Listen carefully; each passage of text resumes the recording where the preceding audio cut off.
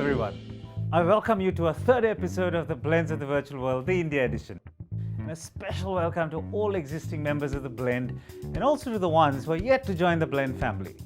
The Blends of the Virtual World, the India edition, is a series that celebrates some of India's finest talents from the bar world, from mentors to bartenders to the movers and shakers of the Indian bar industry. I have the privilege of being here today with Anushka Pankar.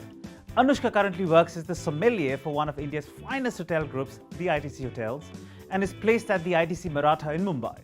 She has completed the WSET Level 2 and 3 certification from the Wines and Spirits Education Trust of London, and has recently completed her Certified Sommelier certification from the Court of Master Sommeliers Europe in 2019.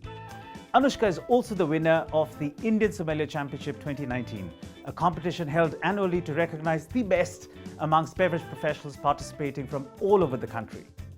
I'm going to be talking to her about the prospects and potential for American whiskey in India, and more particularly the latest release from Beam Suntory in this segment, which is Jim Beam Black. Jim Beam Black is an extra-aged bourbon that was rated in 2016 by IWSC as the highest rated bourbon. The extra time in the barrel allows for more natural caramel and char notes to be extracted from the wood, and it is also a tad stronger than the Jim Beam White as it is at 43% ABV. So without further ado, let us welcome Anushka Pankar. Anushka, good to see you again. I think the last time we met it was at the Whiskey Masterclass during the Indian Sommelier Championship last year. And I know you and your team at the ITC are now back at work, and from all of us at the Blend and at Beam Suntory, we wish you all the best as you restart your operations at your lovely property. Thanks, Rohan. Thank you to you and the entire team of Beam Suntory, firstly for having me here and for your good wishes from the entire ITC team. You know, Anushka, the past few months have been really challenging for all of us, and especially for the ones who've work in the hospitality industry like yourself. So tell us, how have you kept yourself and especially your team busy and motivated during these times? We were firstly motivated by the otherwise lack of time that we face in the F&B industry. So we took it up as an opportunity to utilize this time that we are working from home or that we are at home to learn new things. So we would have at least 1 or 2 trainings every day using video conferencing apps. So we were connected with the entire F&B team. We would learn about new topics every day, be it wine or about cocktails through our in-house mixologist. Then there were new topics with keeping in mind the post-opening procedures regards to hygiene and safety. So there was a lot of learning going on, and a big thanks to the company as well, ITC Hotels. They really took care of us, supported us during this time, and because of that we were able to keep a positive mindset during this time and continue learning through all of these team interactions that we had. So good to hear that, and I know that you really love and excel at what you do, and it's so good to see a lady sommelier, take such ownership of a job. So Anushka, tell us, how did you think of becoming a sommelier, and what really piqued your interest in this field? And while you're at it, maybe you could also tell us what's the role that a sommelier today plays in the larger gamut of of things when it comes to the beverage industry and not just only wines. Okay, why I became a sommelier? Firstly, I think it started back when I was in hotel school. I was completing my graduation in hotel management, and during that time, of course, we were introduced to the subject of beverages such as wine, spirits, and I would say that curiosity is something that I really give credit to, which got me into this field, be it food or now more interest in beverages. So when we read about wines, there was a mention of soil somewhere, a kind of grape variety which can only be mentioned for that particular wine. So I would say these were kind of smaller breadcrumbs that I went picking on, that okay, why is the soil mentioned? Yeah, I've never heard in Indian agriculture soil being mentioned in any particular fruit, or there's only one type of fruit that you can use for a particular wine. Then about the appellations when it comes to spirit, that only a certain grain can be used, this is the percentage that it can be used in, what is the mash bill. So all of these things when I read about them, as I said, they were breadcrumbs. I just went picking them up. I was curious to know about them. And in the end, wine attracted me more towards its direction.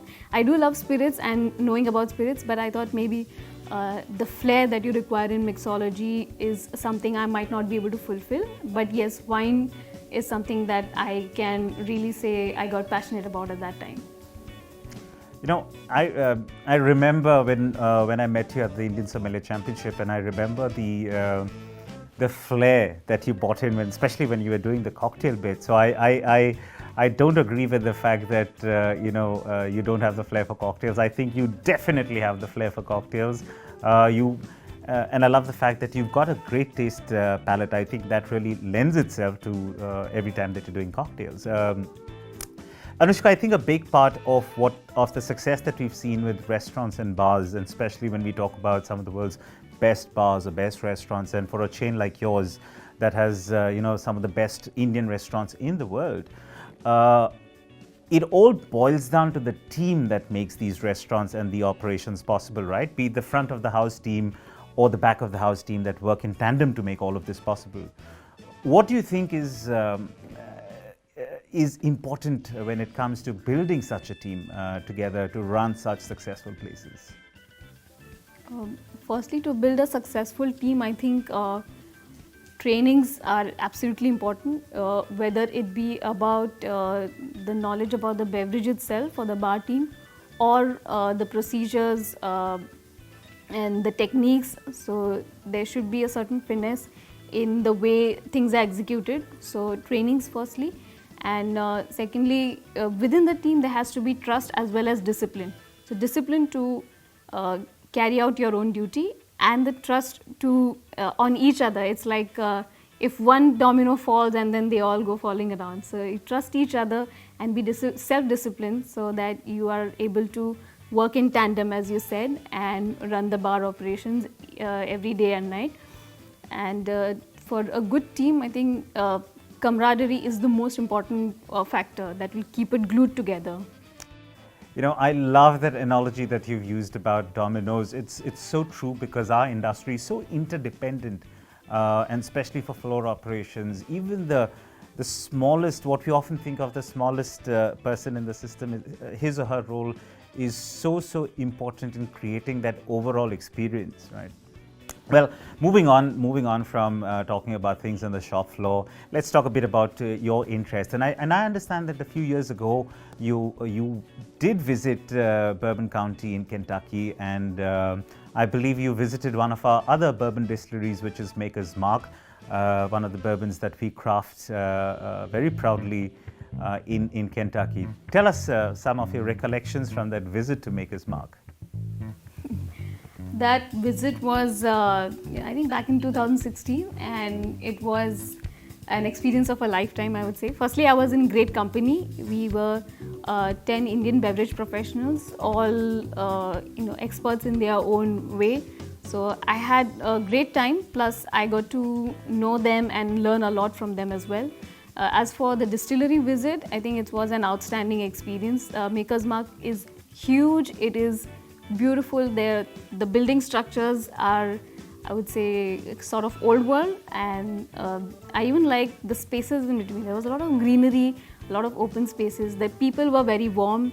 The person who was showing us around, he explained to us each and every detail as to how the mash bill has stayed the same for almost 200 years, and there's a secret recipe which is there within the family. All such things I found really interesting. There was even a person who showed us this copper still, and he kind of climbed on top of it and was trying to show us what goes inside. I think that is, I saw a lot of dedication in the people over there. When we think of whiskey, yes, Scotch comes up, in the mind of a lot of people. But when I went to Kentucky, I saw that the bourbon makers are really passionate about what they're doing, especially Maker's Mark, the kind of legacy that they have. And I had a very special experience. I got my own half bottle of a Maker's Mark, which I got to dip into the wax. I got to seal it myself, and then my name was put down on that. I think that was a really special touch to the end of the distillery. I have an entire video of me sealing my own bottle of Maker's Mark. So I think that's something that will stay with me forever. You know, the first time I visited the Maker's Mark distillery was way back in 2012 when I was visiting the US for Tales of the Cocktail, and later went down on a personal trip to Bourbon County.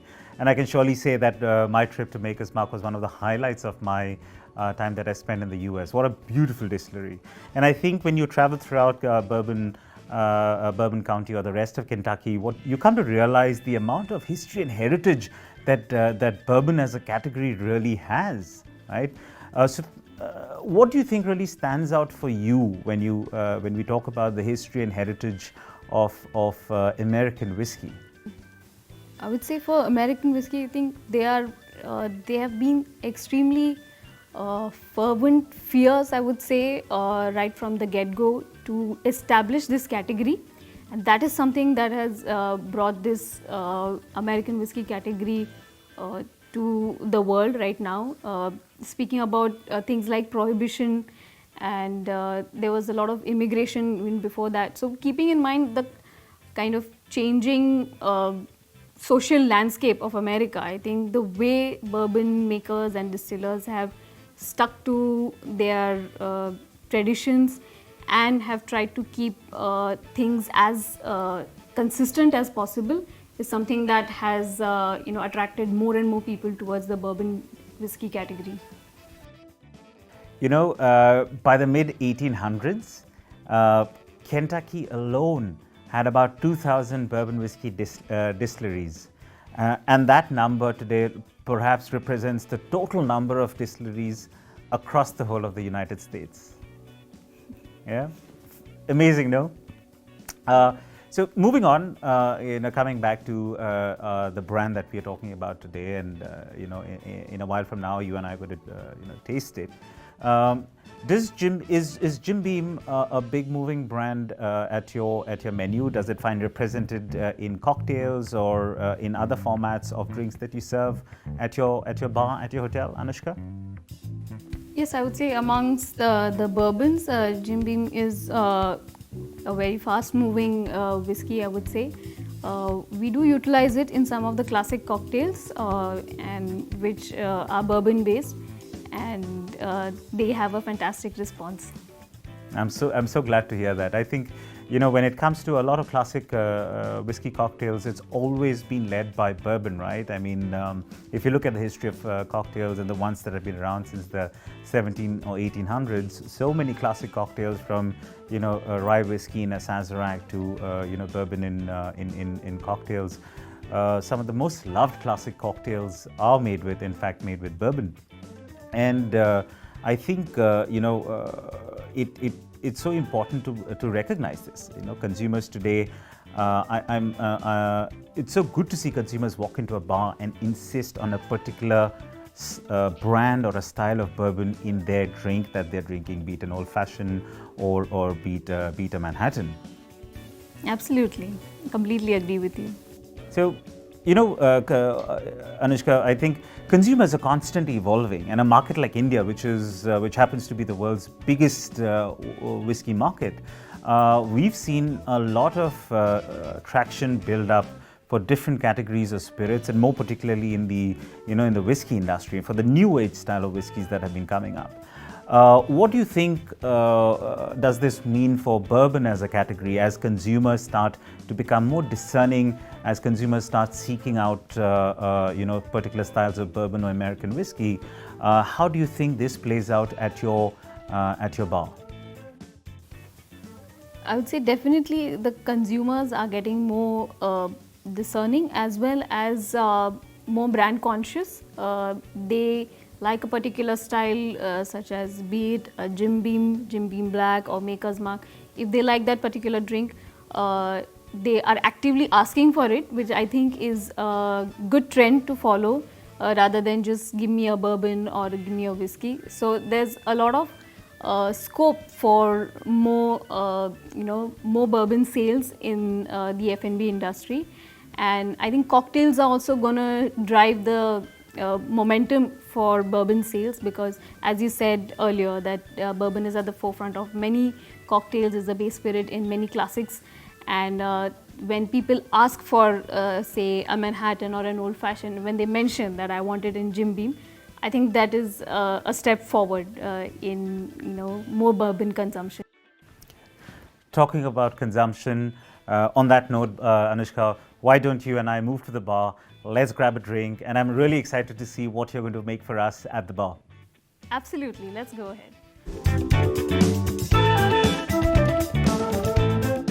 So to make the Bombay cutting, we'll start off with 45 ml of the Jim Beam Black.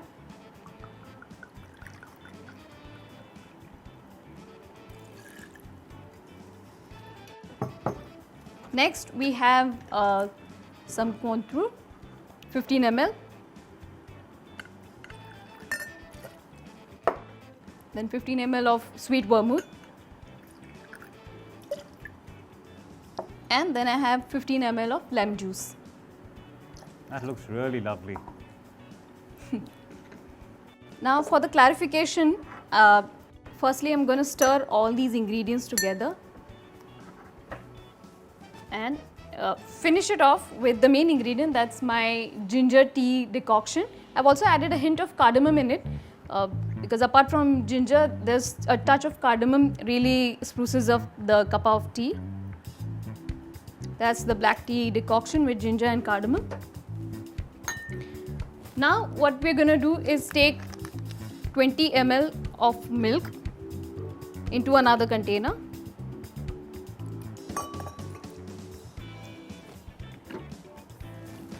And we'll pour all these ingredients over the milk. So as we pour this, immediately we start to see that the milk is curdling. Of course, because we put lime juice in our mixes. So we allow the curds to settle. You must be knowing it, of course, how clarification works. One thing which I learned recently how to make a good clarified cocktail is, of course, not to put the milk in the mixture, but put the other way around. You put the mixture in the milk and it turns out much better. So as you can see, the curds are starting to form and settle at the bottom. We can give it a slight stir.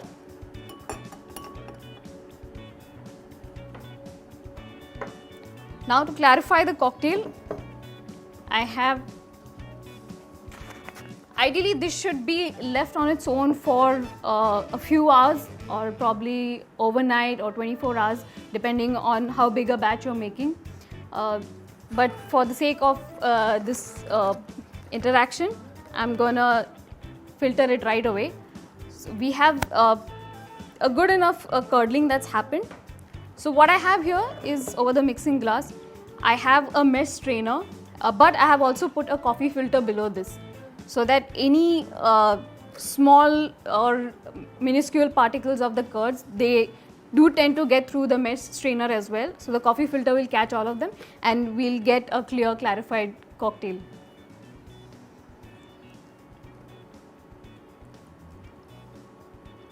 As you can see, the cocktail is already starting to trickle down into the mixing glass.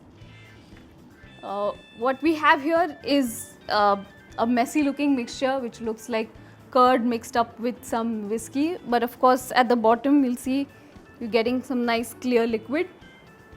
Now this process also takes a few minutes or sometimes an hour. So what I've done to save time is I've already got a pre-made batch of the Bombay cutting. So let's keep this aside. Anushka, I know you're making a beautiful drink and I'm so excited to see how this comes out. But just out of curiosity, if when you're at the bar and a guest orders Jim Beam Black, how would you recommend they try it or have it for the first time? For the Jim Beam Black, I think it has a very nice or intrinsic taste of its own. So I wouldn't like to mix it a lot with other things, but maybe over a nice cube of cut ice and or probably in a long highball, the classic Japanese highball. I think it would go best in that format. Nonetheless, you can also try it in classic cocktails such as old fashioned or a Manhattan. So our drink is almost ready.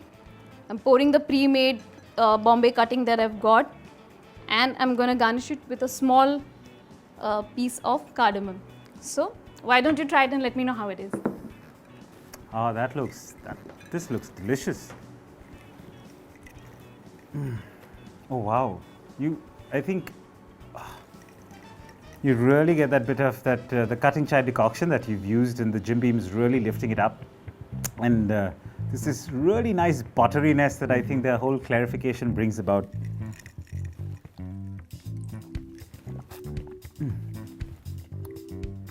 Oh. Lovely cocktail, Anushka. I love the fact that you've used clarification to such great effect. Everything's come together so beautifully. And while I sip and enjoy this drink you've made, I'm going to grill you with some questions that I have for you in a rapid fire round. Are you ready? Yes, of course. So Anushka, your first question. What's the craziest thing that a guest or a customer at your bar has ever done or asked for? I would say there was a customer who asked me to get red wine on the rocks, and that was something that really stumped me. That sounds horrible. How did you ever live through that? I just had to give it, you know that, right? Customer is always right. All right. Question 2 for you. We need more women behind the bar. Why? Because we're worth it. Absolutely. We need more of them, absolutely right. Absolutely. The one person that you'd like to share a drink with? This is a difficult one. I'd say probably Michelle Obama. I've read recently about her, and there's a lot of inspiring things that she's done. I'd like to sit down, have a drink and chat with her. Great choice. And what would you serve her? Bombay cutting. I'm sure she'll appreciate it. If you're not in the F&B space, Anushka, what would you be doing? Now that's a difficult one because I've never given it much thought. But I would say something to do with veterinary medicine, or I'm a big animal lover, so something around them would have been my choice. And the last one, your favorite place in the whole world would be where? Favorite place is home. I've changed homes many times, but wherever I am, that's my favorite place. Anushka, what a pleasure it's been to have you here with us at the Blends of the Virtual World, the India edition. Great drinks, great chat, and I think the best part was to know and appreciate the journey that you've taken through the years. I love the fact that you've brought such elegance and panache into what you do, and we need more women like you on the shop floor as sommeliers or working behind the bar, and make this industry a more inclusive industry.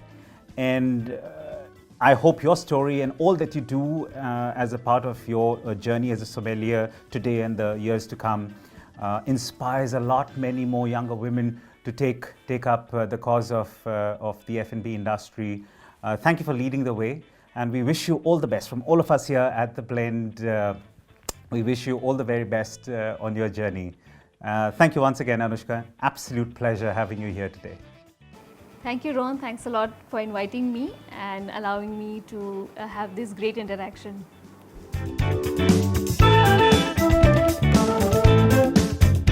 Thank you, everyone, for joining in for our third episode of the Blends of the Virtual World, the India edition. I'm sure you would have found this useful and inspiring. Next week, we've got someone very interesting on our show. He's credited to have possibly started the first Indian website on bars and beverages, and also coined the Indian word for cheers. You'll see him don on a variety of avatars, from an entrepreneur to a football coach, from a quiz master to being the co-founder of India's 30 best bars. Until then, don't forget to check out and register yourselves at www.theblend.world for everything that you ever wanted to know about your craft. Take care of yourselves, and I'll see you next week.